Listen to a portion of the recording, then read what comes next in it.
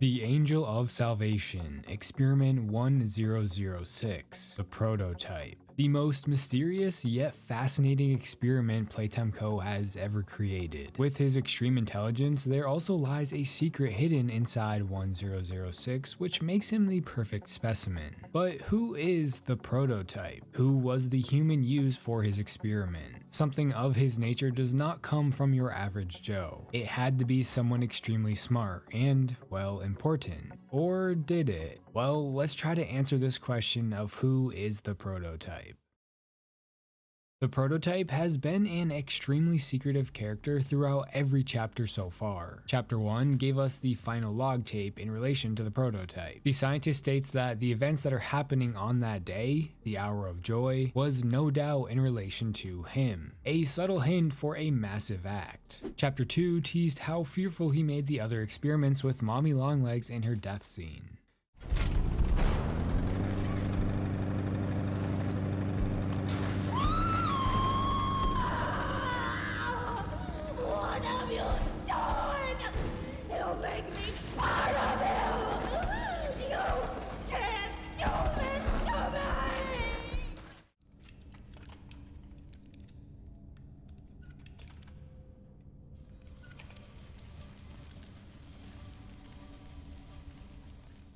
This also showed for the first time that the Prototype was taking the dead toys and making them a part of him. In Chapter 3, we learned the Prototype had a heavy influence on both Theodore Grambel and Catnap. He manipulated Theo for his own gain, but also saved Theodore's life. This caused Catnap, to worship the Prototype as his god, the Angel of Salvation. Now, the influence he had on Catnap led him to convince most of the other experiments in the facility to rebel against the staff on August 8, 1995. This was the Hour of Joy, and it put a stop to all of the horrific things Playtime Co. was doing to the innocent children. Keep this in mind. Also in Chapter 3 was Log 24459, a conversation between Harley and the Prototype. This question referred to what exactly?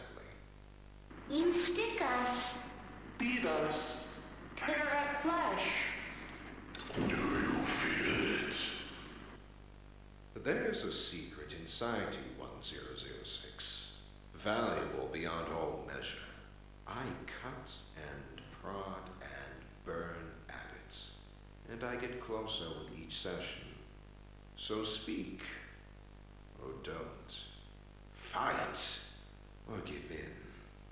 Regardless, I learn something new about you every day. It excites me.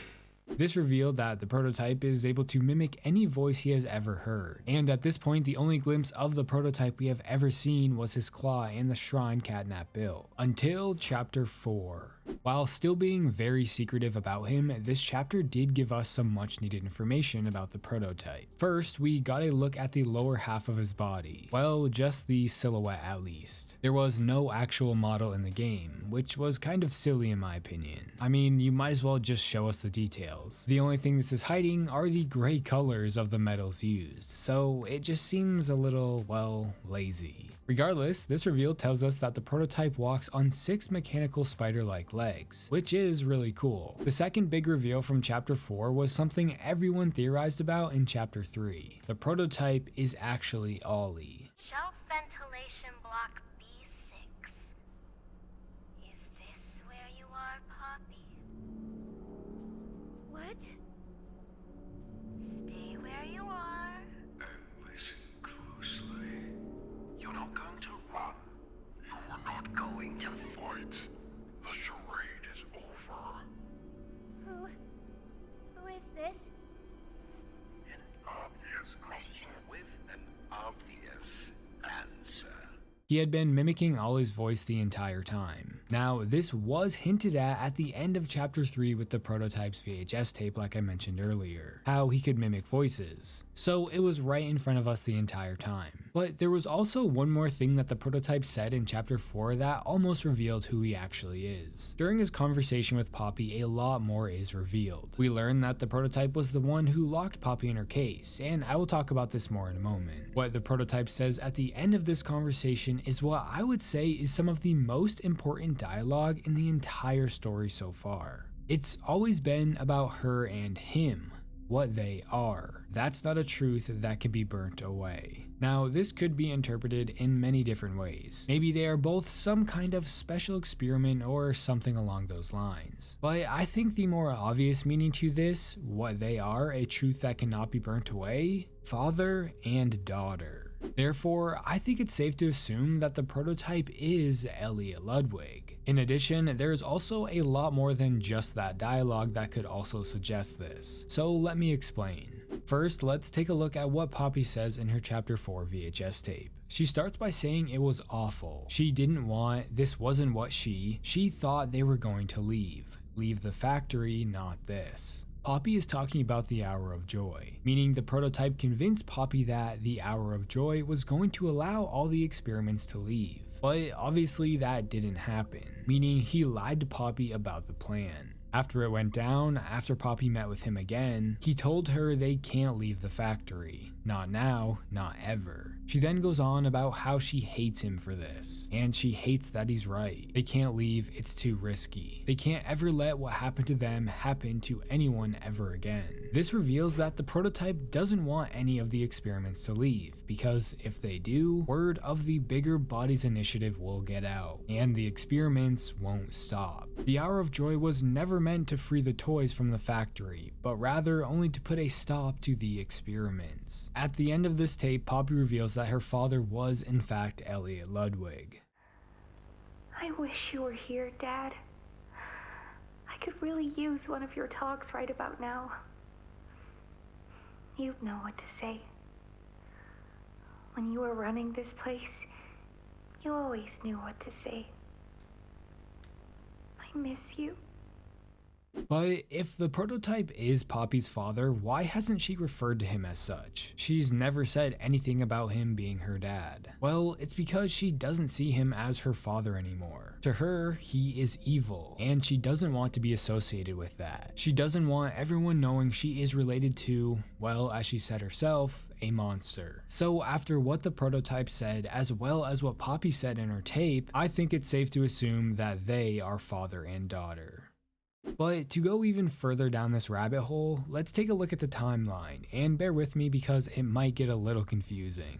We don't have specific dates for when Elliot Ludwig died and when the prototype was created, but we can piece a few things together given what we have. It's estimated that Elliot Ludwig died around 1984 to 1990, a very broad date range. Where did we get these dates? Well, in the orientation notebook, it stated that Elliot Ludwig planned the release of the Smiling Critters shortly after the success of the Huggy Wuggy toy in 1984. So as of right now, this was the last known date of Elliot Ludwig being mentioned, or rather alive. He was alive planning the Smiling Critters. During the Chapter 4 ARG, Leith Pierre sent Harley Sawyer an invitation to return to the factory in 1990. This more or less confirmed that Leith Pierre took over after Elliot no earlier than 1990, meaning Elliot had to have died before 1990. So that being said, we have a 6-year time frame for when Elliot could have died. The prototype was created either before or during 1989. This specific date is the earliest we have of his known existence. This was before the Bigger Bodies Initiative, as the prototype was the first and only successful subject. Remember, the Bigger Bodies Initiative started in 1990 with Boxy Boo, and Elliot had to have died between 1984 and 1990. Now, the Smiling Critters didn't actually launch until the summer of 1989, and as stated in the orientation notebook, they were created with the values Elliot believed in.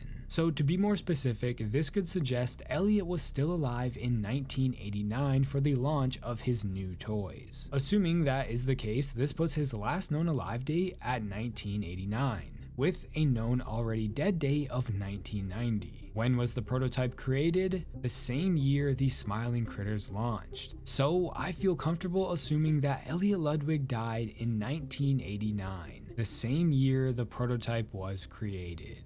Obviously, Elliot could have died before the Smiling Critters launched, but considering it was stated that they were created with his values, it would make sense for him to still be alive when they launched. If Leith Pierre had taken over before then, the Smiling Critters could have been a lot different. So you get what what I'm trying to say.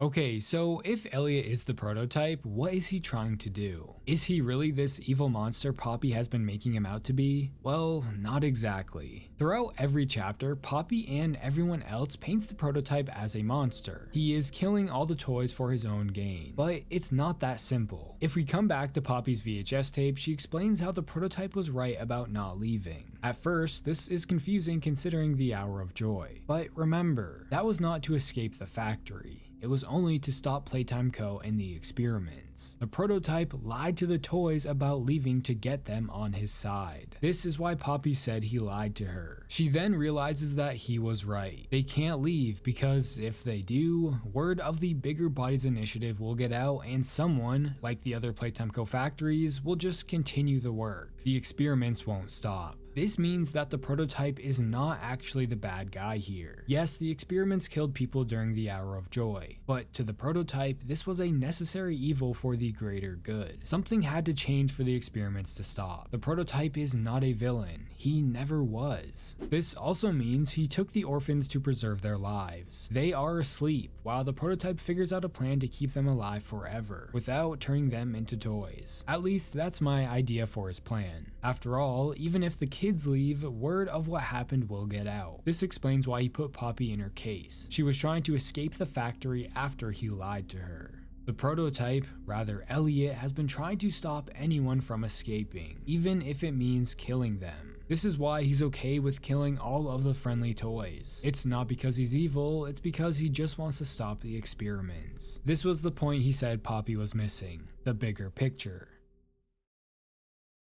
You see, Elliot was truly a good person. His main goal behind Playtime Co. was to create toys that would be the reason for a child's smile. However, after his daughter's death, Elliot's mental state started to decline over the years. There had to be a way to bring her back, so the experiments began. When Elliot was in charge, things were tame. He would even go on to remove Harley Sawyer from the Young Genius program because Harley was too unethical with his work. A sign that Elliot truly cared about the humanity of what he was doing. But eventually, in 1989, either Elliot's age caught up to him, or something nefarious happened and he would be pronounced dead. At least, that's what the public thought. Under new management, Leith Pierre and the scientists decided not to waste a perfectly intelligent mind, and turned Elliot Ludwig into the prototype, the perfect vessel. He would now be able to spend eternity with his daughter he once lost, Poppy. Over the years, Elliot, rather the prototype, would grow sick and tired of being experimented on. He would have to watch as his beloved company turned into evil killers right before his eyes. No longer was Playtime Co. the loving and caring company it used to be. Leith Pierre and Harley Sawyer had turned it into an experimental playground that would take the lives of innocent children.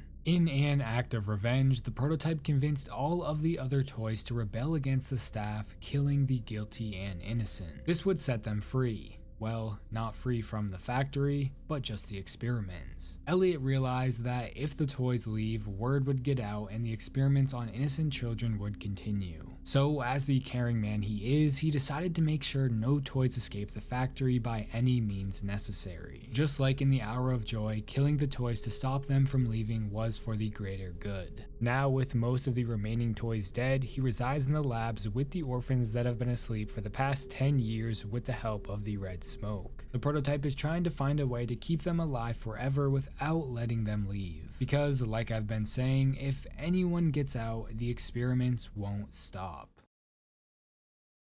I want to now talk about another person people seem to think that the prototype is or could be. That being Leith Pierre. But this cannot be true because, like I just talked about, the prototype was created before 1990, and this was presumably when Leith Pierre took over the company, meaning Leith was alive when the prototype was also alive. We have also heard Leith Pierre directly talk about the prototype in a Catnap VHS tape from Chapter 3. We'll let you out here and there to go see the kids in play care, but your home is here. And as for the prototype, his home is in the labs. So unless there's something crazy going on that we have all been missing, I don't think Leith Pierre is the prototype. Now, I've also seen it suggested that the prototype could be multiple consciousness in one vessel. This is interesting considering we know that Dowie actually has 3 boys' consciousness inside of him, so the prototype having this as well could be the case. However, considering the way these scientists were talking about Dowie in his tape, it seemed like he was the first of his kind. On top of this, there hasn't been any hint that the prototype has multiple minds inside of him. He is just able to mimic voices of people both alive and dead. So is the prototype Elliot Ludwig or something completely different? Who knows? I guess we will just have to wait until chapter 5 to find out. Who do you guys think the prototype is? Maybe it's someone we haven't met yet, although I think it's pretty obvious that it's Elliot. That being said, I could be completely wrong. Remember, this is just a theory. Let me know your thoughts in the comments below, and if you like horror game content like this, please consider subscribing. Also, I just made a Discord server, so if you want to chat with me, I recommend joining. And if you want to support the channel more, you can become a member. Don't forget to follow my Twitter at TerrifiedT. Thanks for watching.